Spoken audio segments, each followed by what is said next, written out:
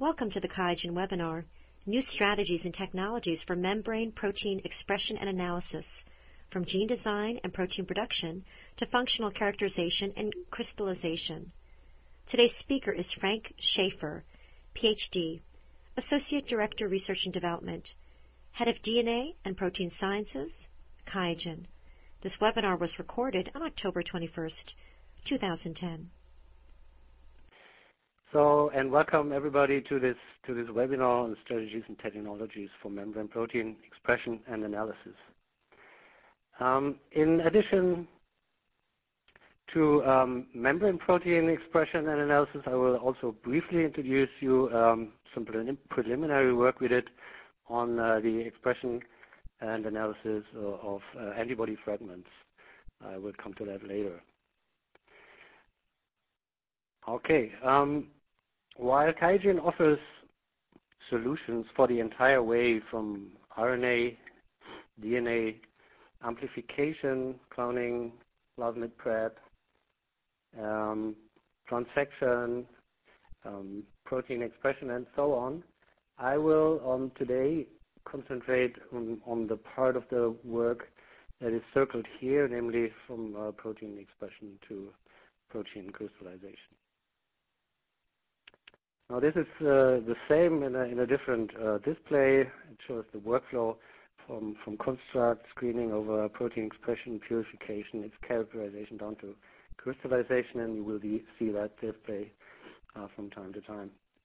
I will start, of course, with the first step, namely the generation of constructs, and I will try to show you that the design of expression constructs can significantly influence the success of downstream steps in a recombinant protein project. We recently compared protein expression using cloned wild-type cDNA with rational design of genes with respect to an optimization of the coding DNA sequence. And this optimization is addressing several parameters. It's the codon usage of the expression host.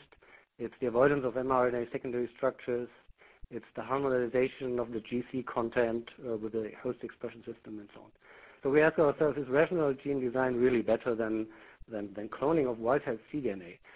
And we have done two large-scale studies, both on 100 genes, on proteins, where we expressed all these proteins using the wild-type cDNA and compared it to the expression results of the optimized sequence. And the answer is actually to this question is actually yes. In by far most cases, the optimized expression systems lead to a significant increase of expression, as is shown here by this increase factor of this Western blot analysis.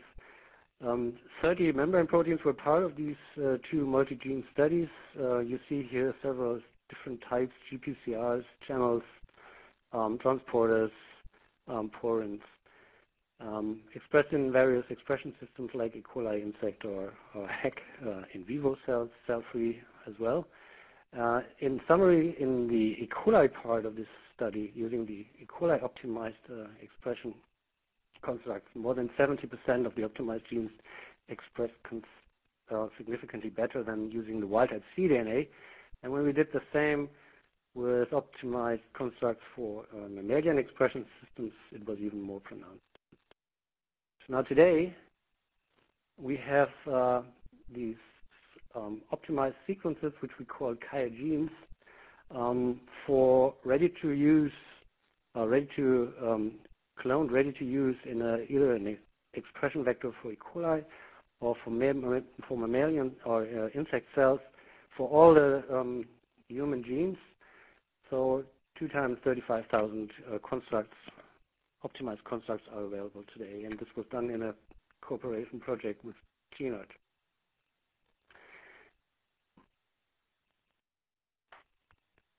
Now, optimized genes were used in all of the applications that I'm going to show you in the following.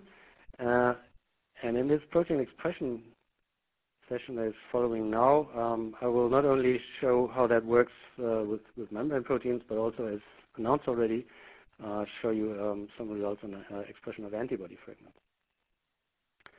Now, if you start a new project where you want to express a recombinant protein, there's always the question in the beginning, which expression system should I use? Now, there's certainly currently a trend towards working in mammalian cells because it usually provides good functionality.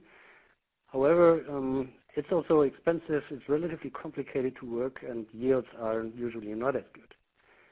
So my recommendation is at least to try E. coli first or in parallel if you start a new project. And this is due to the fact that success rate is surprisingly high.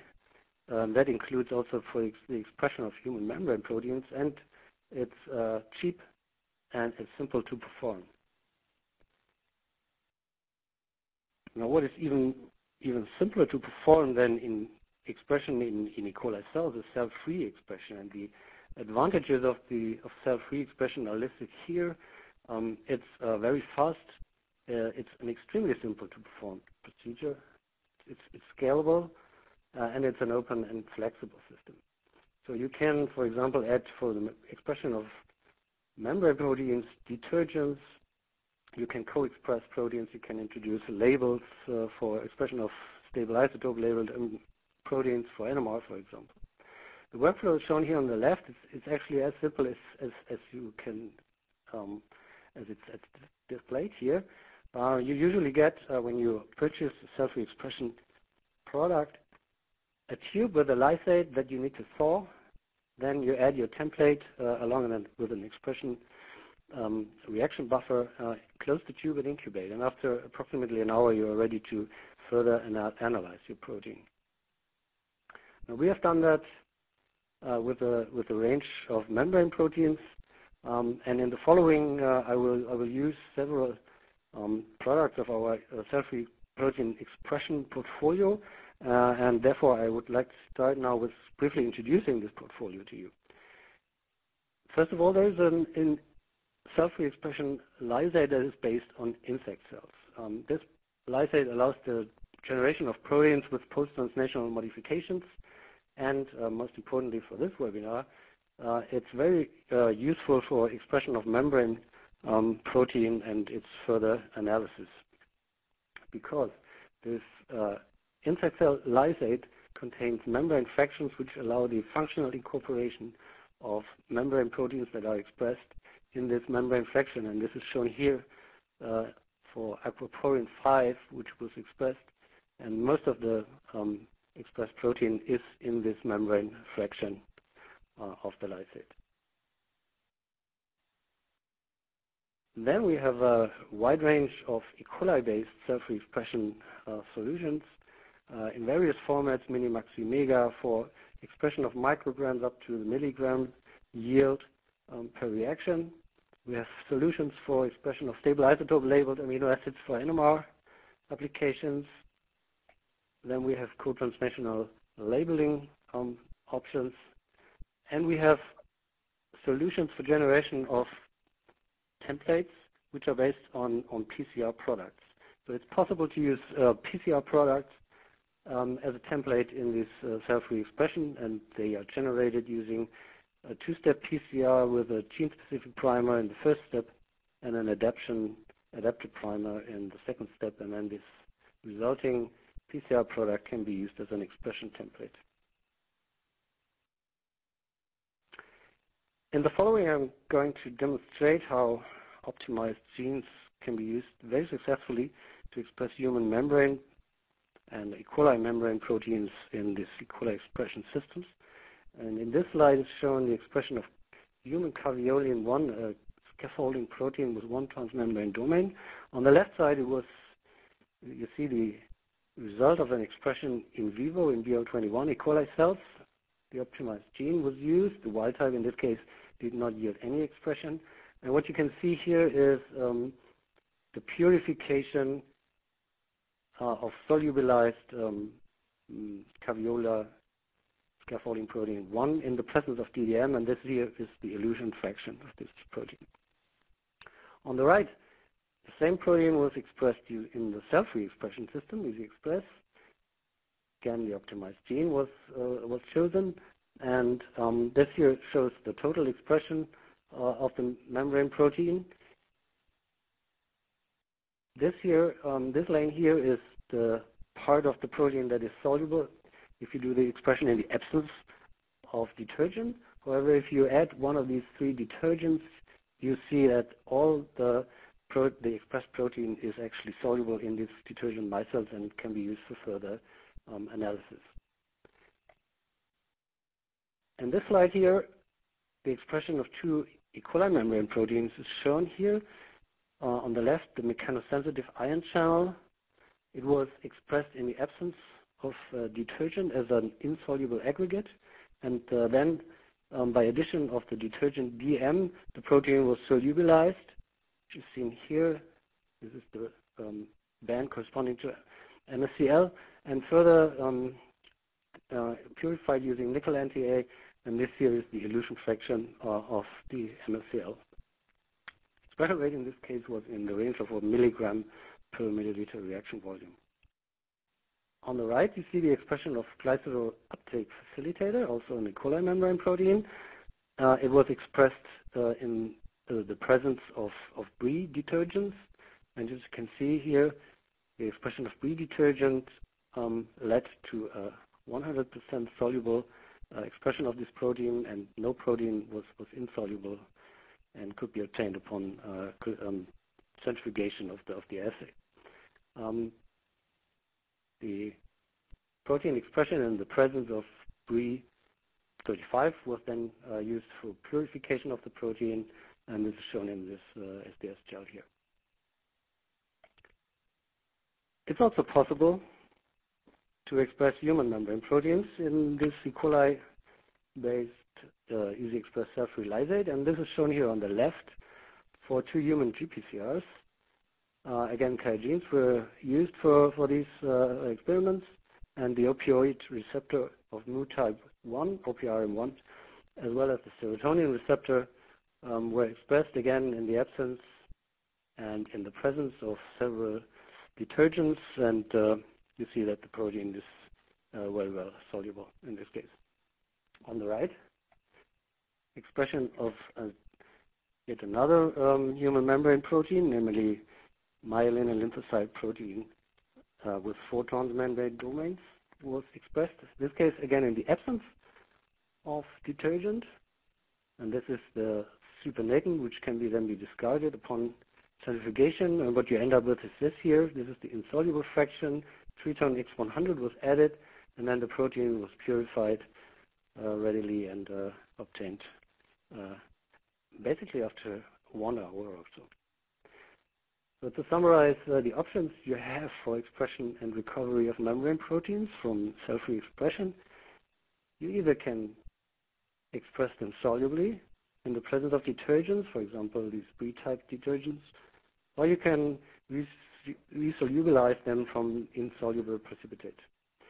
And notably, the precipitate in the cell-free expression differs significantly from these inclusion bodies in E. coli in vivo expression, in that these aggregates here from the cell-free expression can be simply and very easily solubilized by the addition of detergent. And I'm now coming to the antibody fragment expression. As announced already, there are actually 2 ways of getting antibody fragments into your hand. There is the conventional way, shown here on the left side, coming from a phage display screen or from a B-cell cDNA library. You usually perform PCR on this DNA. You clone the DNA, sequence them, transfect the plasmids, perform cell culture in human cells, and then purify the antibody fragment. This is, if you do that for thousands of variants, a procedure that usually takes you weeks, if not longer. Our approach is shown on the right side, and this is based on cell-free protein expression. using PCR product as a template. So the workflow would then be perform a two-step PCR, which can then directly be used in a 90-fold parallel cell-free expression in a microplate format. And this is a procedure that can be done within 1 or 2 days and then be directly used for screening of the antigen in ELISA assays also. A little bit more detail. The workflow is shown here. The template generation process by PCR starts on an antibody cDNA library using generic primers. You end up with the first PCR product, and you add up adapter primers, which anneal to the first PCR product. And these adapter primers bring all the regulatory elements like the promoter and the terminator. And this PCR can then be done in a multi-parallel way in a PCR 96-well plate. And without further purification of these PCR fragments, they can directly be used for the easy express cell-free expression, again in a 96-well multi-parallel format. Expression takes 4 to 6 hours, and after that, the lysates can be directly used for ELISA assays without any further purification. Now this has been done, and I'm showing you 2 examples for several antibody fragments. On the upper left, you see a single chain antibody versus directed versus ubiquitin. If you have a look at the left line, you see the soluble protein. Using the standard lysate, you have approximately 50% of the protein soluble, and the other half is insoluble. Now this is done using, as I said, the standard lysate, which is not optimized for formation of disulfide bridges, and single-chain antibody have one disulfide bridge. So we try to optimize these lysates and design them regarding certain parameters. For example, the redox state, the content of chaperones, and several parameters of the reaction conditions like pH, temperature, and metabolic activities. And the so designed lysates then lead to an almost completely soluble expression of this antibody fragment. FAB fragments, as shown here for an anti-CD4 fragment, are a little bit more complicated because they contain 5 disulfide bridges. Nevertheless, both for the light and the heavy chain of this antibody fragment, also here using the designed lysate, most of the protein actually was soluble compared to the standard lysate where almost the complete antibody fragment was expressed insolubly. And this is also reflected by the activity as shown here in an ELISA for CD4 protein, which was coded. Using an aliquot from the standard lysate, you almost get no binding activity. However, if you use the corresponding aliquot from the designed lysate, you get a 50% increase, a 50-fold increase in the binding activity, and which shows that this designed lysates provide highly active, binding active antibody fragments. So as I said, this is a project which is still under development, and we hope we will be able to provide the final product in early 2011. Now I'm switching to protein purification. So what probably comes into your mind first when you think of QIAGEN in combination with protein purification is probably nickel NTA for purification of his-tag proteins. We have that in various formats, from the expression of micrograms to kilograms in industrial scale applications. You can have it in bulk or in pre-filled form, so on. But we not only have products for his-tag purifications, but also solutions for protein purification of GST-tag proteins using glutathione superflow, of strep-tag proteins using streptactin matrices.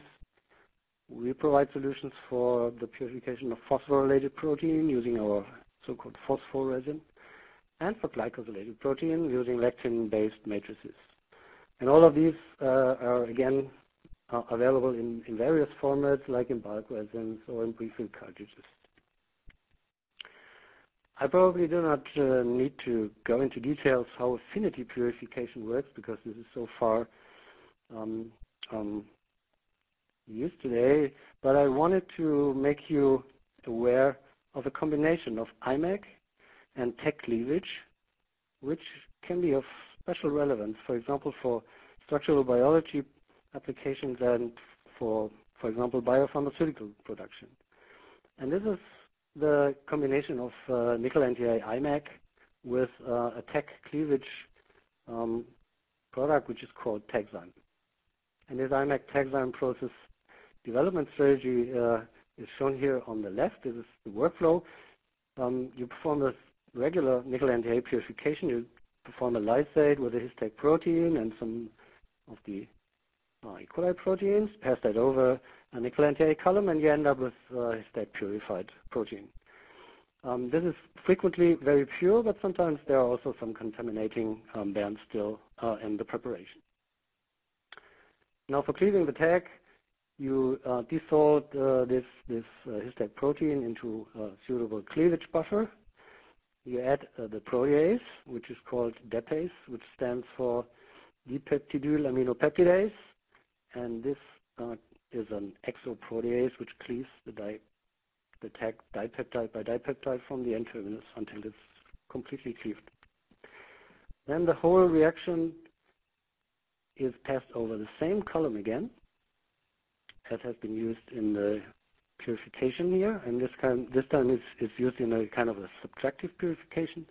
And what is bound or caught on the column is the protease, which itself has an histag, and this contaminant which bound to the column in the first purification will bind to it again in the second purification. What you end up with is target protein, which is devoid of tag and any contaminant.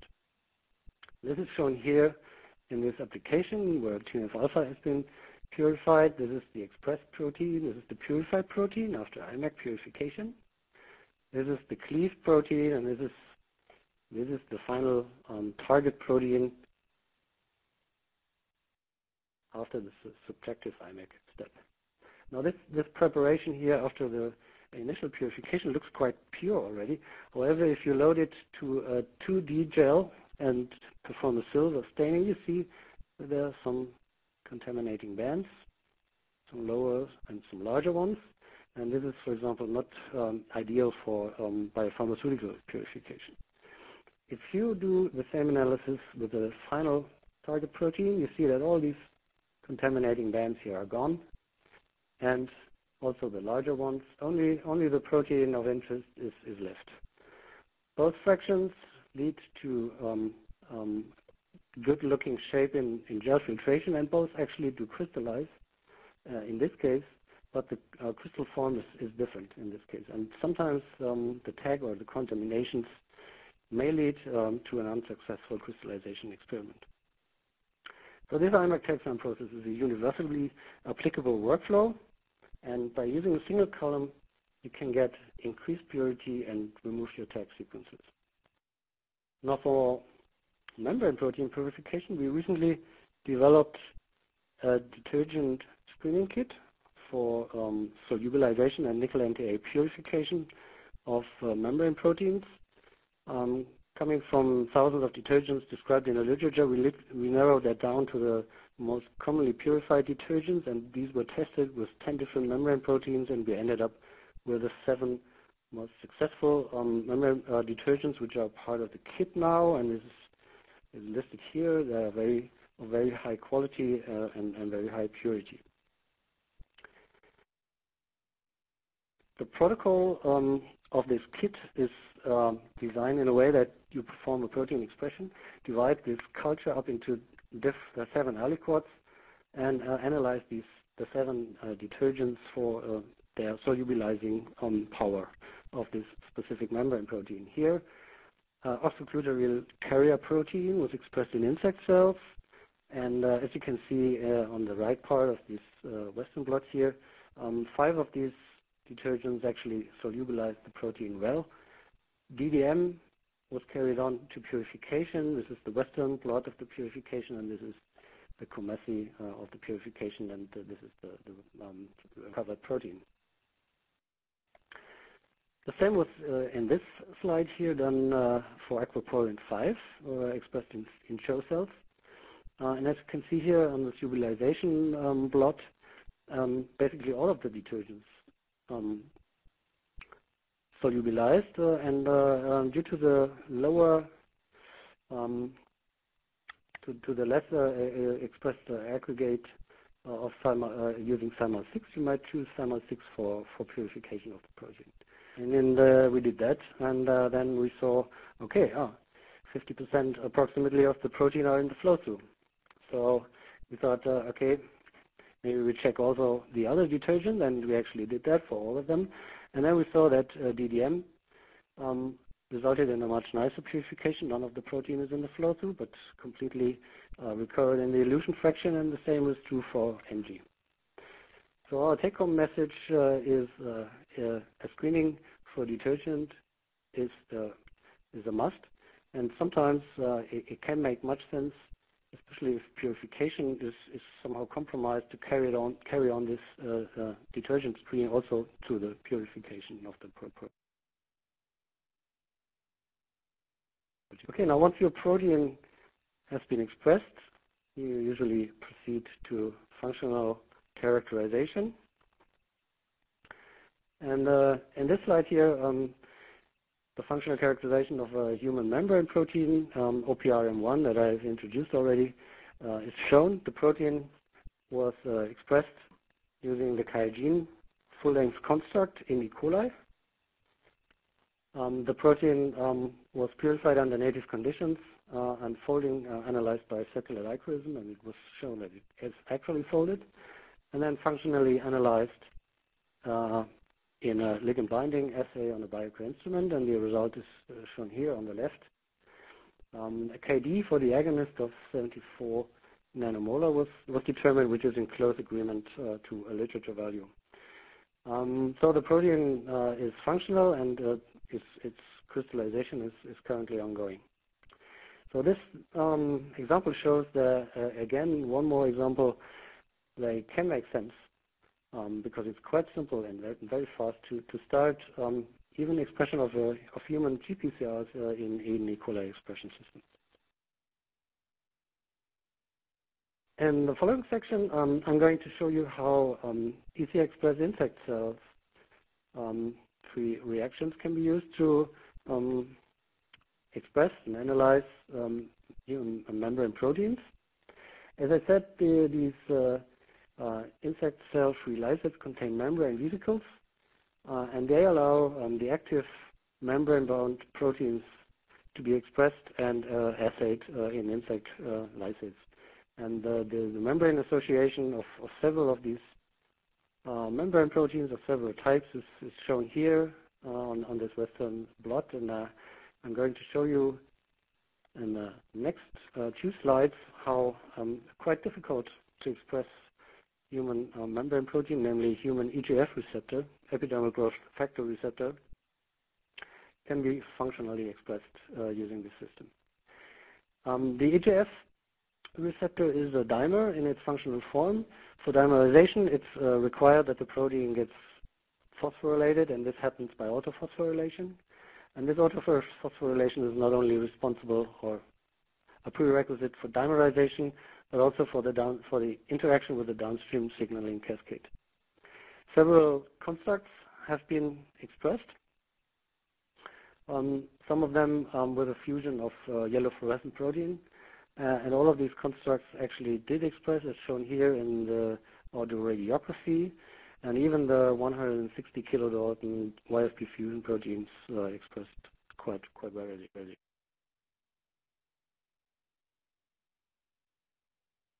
Fluorescence microscopy of the microsomal membrane vesicles in the kit revealed that the EGFR YFP fusion protein is associated with these membrane proteins because they can be concentrated from the total to the pellet fraction. In this pellet fraction, the fluorescence is associated to these membrane vesicles, which are visible here, and the fact that fluorescence is still active is a sign for correct folding of YFP and therefore also correct folding of the EGF receptor.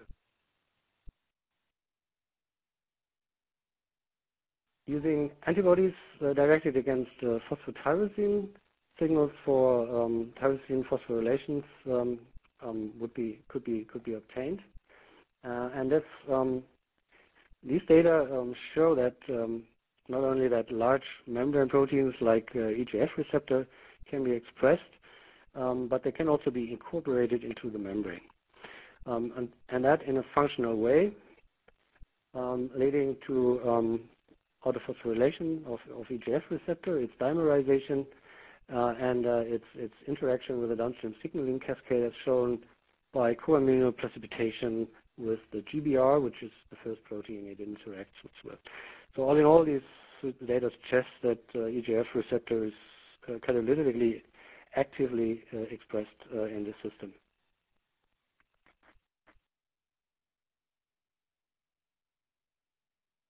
I'm now coming to differential scanning fluorimetry, and I'm introducing this technology in combination with QIAGEN's Rotagene thermal cycler, which is usually used for PCR. But differential scanning fluorimetry is a technology which is frequently used for protein analysis, and namely for the identification of protein stabilizing conditions, in other words, the protein formulation. For example, also the identification and characterization of protein ligands, the characterization of various mutants and their relative stability. Now, how this assay works is actually you start with a folded protein at room temperature. In one well, you also add a dye, a fluorescent dye that can be, for example, cypro-orange. Then you increase the temperature in a gradient using the thermal cycler, and while increasing the temperature, the protein from its folded state starts to unfold, and by unfolding, it exposes hydrophobic patches. And these hydrophobic patches is the region where this fluorescent dye binds to, and only when it's bound, it is actively fluorescing. And that you can see in the increase of the fluorescence with an increase of temperature. And this inflection point here is, by definition, the melting point of the protein. What you need for this assay is 5 to 10 microgram of protein per point, per assay point. You need a fluorescent dye like cypro-orange, and you need a real-time cycler, for example, the Rotagene Q. Now, the core of this thermal cycler, Rotagene Q, is, as the name implies already, a rotating disc, which is shown here in this cartoon here. It's a rotating disc of tubes, which is rotating within this heating and cooling chamber. And by this array here, it is ascertained that there's no temperature gradient at any positions in any of these wells of the rotor. As opposed to that, if you are using a block cycler and 96 well plates, you almost always have such a temperature gradient where it's quite hot in the central positions and considerably less hot in the outer positions. So you will never have that problem and a much more equal temperature distribution using the Rotagene. And what the technology in principle provides is first some kind of raw data. By increasing the temperature, protein denatures, fluorescence increases, and here in the middle approximately usually you have this inflection point, and this inflection point is the melting temperature.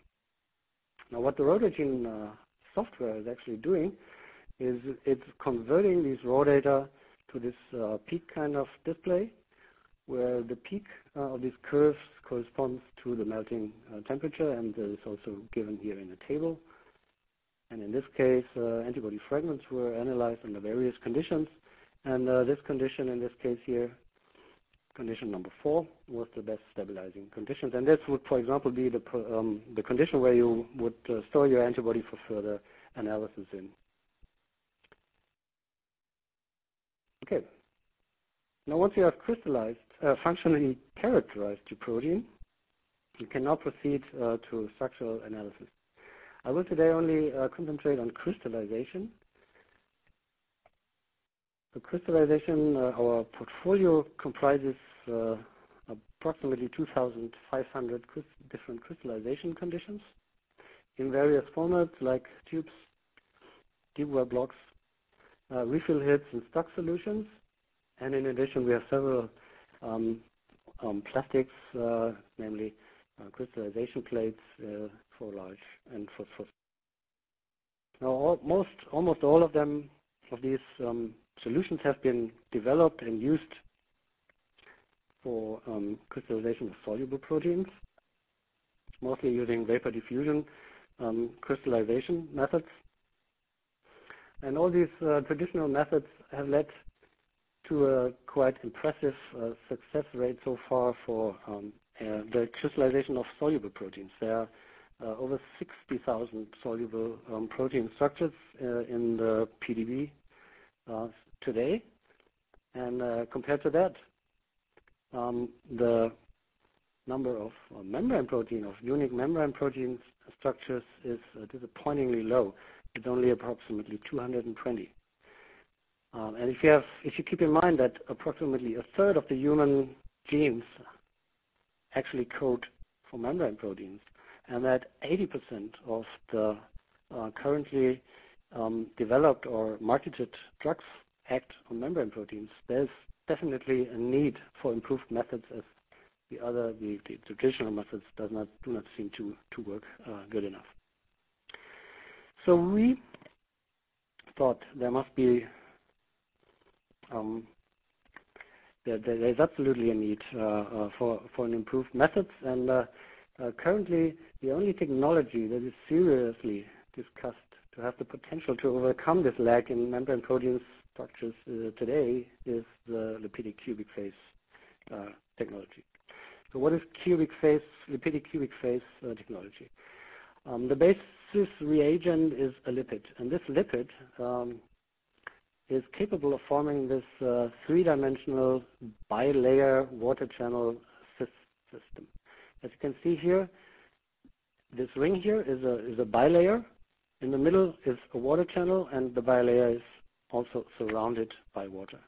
So this is a bicontinuous system, and the membrane proteins readily become incorporated in this nearly natural environment of a lipid bilayer, and they may eventually contact each other, and then upon this contacting form crystals, and can be analyzed by X-ray crystallography.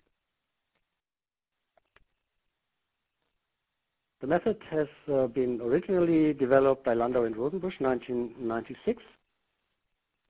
They, at that time, used the batch method and used passive mixing. This here is a PCR tube filled with monooleo, which is forming the lipidic cubic phase. Then the membrane protein was added, in this case a colored membrane protein. And then the precipitant is added in a solid form. So this is quite tedious procedure, and it requires a lot of material, both of lipid, of protein, as well as of the precipitant. This method has then been further developed by Martin Caffrey. He developed an active mixing method, but this is still a batch method, and it works as follows. You have a lipid.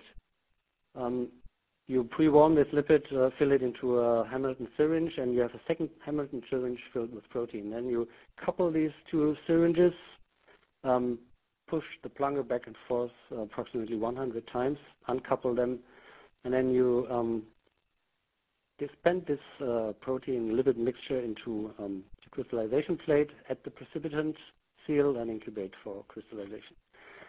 So this is absolutely a further development, which was quite successful already, but it's still very, very tedious. and it's not really automatable.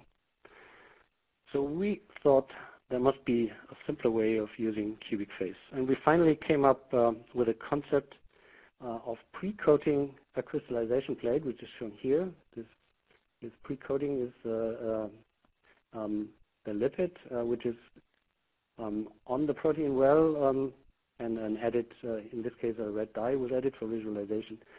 And we combined this with vapor diffusion, and this is today called the NextStar cubic phase microplate. And we think this is a huge achievement, and I'm showing you in a minute why that is. So this is basically the workflow of the NextStar cubic phase. You take out of the refrigerator one of these pre-coated crystallization plates. The close-up of a single well is shown here. This is the reservoir, and this is the protein well, and you see here the orange pre-coating with the dry lipid. What you or your liquid handling robot is in the next step doing is dispensing the protein solution on top of the lipid coating. The lipid then swells, the cubic phase is being formed, and the membrane protein incorporates into the lipid bilayer. After that swelling phase, the liquid handler robot, or you, add the precipitant into the reservoir of the well, and then add an aliquot of the reservoir on top of the protein solution, as you usually would do that in a standard vapor diffusion experiment. Then you seal the plate and incubate it for crystallization. Now, besides the cubic phase, which is here in the middle, there are several other mesophases that can be obtained using such lipids like monoolene. Namely, this is the sponge phase and the lamellar phase. And the difference between these phases is the content of water, which is highest for the sponge, then comes the cubic, and lowest for the lamellar phase. In principle, it's possible to get crystals in all of these mesophases. As shown here for bacterial rhodopsin, you get crystals both in the sponge phase, in the cubic phase, and in the lamellar phase. It's not really predictable whether that's true for every protein, and it's not predictable which of these crystals are usually the best ones. That's I think empirical. Now, if you use the traditional batch methods, your starting point is a constant ratio of water to lipid in the range of 40% to 60%, and this is approximately here in the cubic phase. So you have the possibility to reach the cubic phase, and you also have the possibility by a certain degree of dehydration to also move towards the lamellar phase. But you have no possibility, for example, to reach the sponge phase. With the cubic phase technology, you're much more flexible, or absolutely flexible, with regard to the starting point. For example, you can start at a water to lipid ratio of 86 to 14, and that would be in the sponge phase. So using this technology in combination with the vapor diffusion principle, you're able to basically touch the entire range of all the mesophases that are available. In addition to that, you can define in which of these phases your protein shall end. And this is also a unique possibility that the vapor diffusion principle provides. And how you can do that is you add various dilutions of the reservoir, which has concentration X. If you do that, usually one volume plus one volume of the undiluted, and this is the regular way, you end up in let's say, in a sponge phase. If you do a 1:4 dilution of your reservoir and add it to the protein well, you end up, after vapor diffusion, here, approximately here in the sponge, in the cubic phase. And if you do even add a further diluted fraction, you can design your experiment to end in the laminar phase.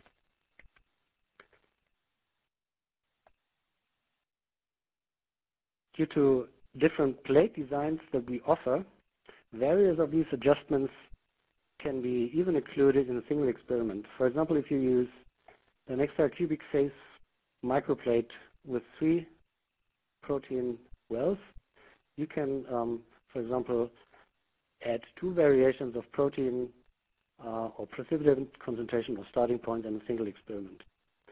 This one is based on the Italy low profile plate, where per protein well 100 nanoliter protein solution is to be added. We also have an extra cubic phase plate based on the MRC plates that has 2 protein wells, also again for 100 nanoliter protein solution. And we have the Nextal cubic phase based on the Nextal evolution plate, which has a single well. This well is extremely suitable to access the protein crystals, and it's also suitable because 450 nanoliter is the volume that needs to be added to do that, not only automated, but also manually. Most importantly, or very importantly as well, is that this pre-coating here is not only available with monoolene alone, but it's also available as a mixture of monoolene and cholesterol. And this is very important for a range of membrane proteins, or human or mammalian membrane proteins, which require cholesterol as a cofactor. These Nextal cubic phase products are available in various formats in kits. That means the microplates and screening suites. We have 2 96 condition suites, which are dedicated for formation of the lipidic cubic phase, and they guarantee the formation of the lipidic cubic phase. Then the microplates alone or the screening solutions can be purchased alone.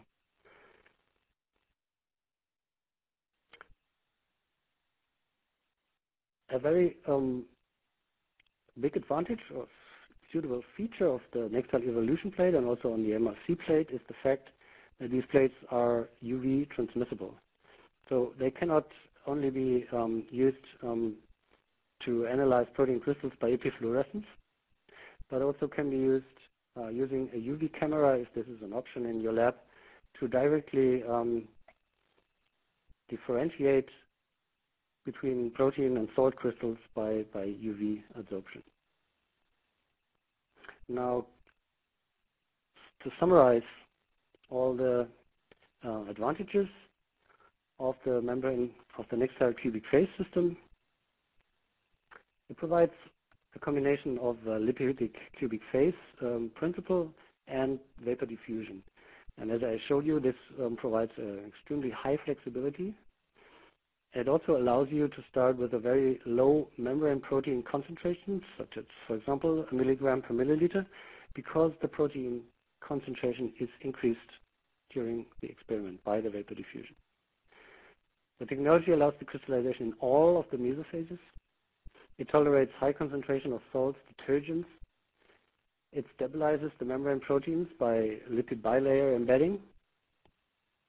It eliminates the need to handle highly viscous lipids. Monoolene cholesterol is available for mammalian membrane proteins. The process is automatable for high throughput, and this is possible using your liquid handling, so there's no special instrumentation required.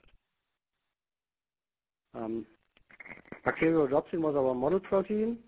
To develop the process, we were able to reach a diffraction of these crystals to approximately 1.2 angstrom resolution, which is one of the best resolutions that has been achieved so far for membrane proteins. We also recently crystallized and solved the structure of a new membrane protein, a 7-transmembrane protein called sensory rhodopsin 2. 2.7 angstrom resolution was achieved, which was sufficient to come up with a structure, solve the structure, and this is a preliminary model. The SR2 structure is shown here in green and superimposed to a previous and a similar rhodopsin structure, which is in blue, but possibly includes an artifact. So this green one is our structure and is going to be published in So what's coming next, what's currently going on, we have, in the meantime, crystallized a human hormone receptor, which has been reported to be the reason or the defects in this report have been reported for approximately 28 diseases in humans. So this protein has been analyzed and 2-point angstrom resolution has been achieved here. In the meantime, we also have crystals for human GPCR and odorant receptor. Also, Alzheimer-related proteins have been crystallized, and all these proteins have been crystallized and worked on in the collaboration with Jörg Daban from the Research Center Jülich in Germany. Another cooperation partner and customer, namely the Max Planck Institute for Biophysics in Frankfurt, also recently reported the crystallization of several human membrane GPCRs. Namely, most of these GPCRs and transporters were expressed in using the monoallele and cholesterol mixes. I said already that we have 2 times 96 cubic phase screening solutions, which are proven to be compatible with the cubic phase. But what about the other 2,300? We are currently running a collaboration project with Jose Marquez from the Embl in Grenoble to evaluate the compatibility of all these other conditions, and all of these results are going to be published, and hopefully also many of the membrane protein crystals in the very near future. So to conclude, I went through the recombinant workflow from rational design to crystallization, and I hope I could show you that and how our products can be used successfully in various steps of this workflow.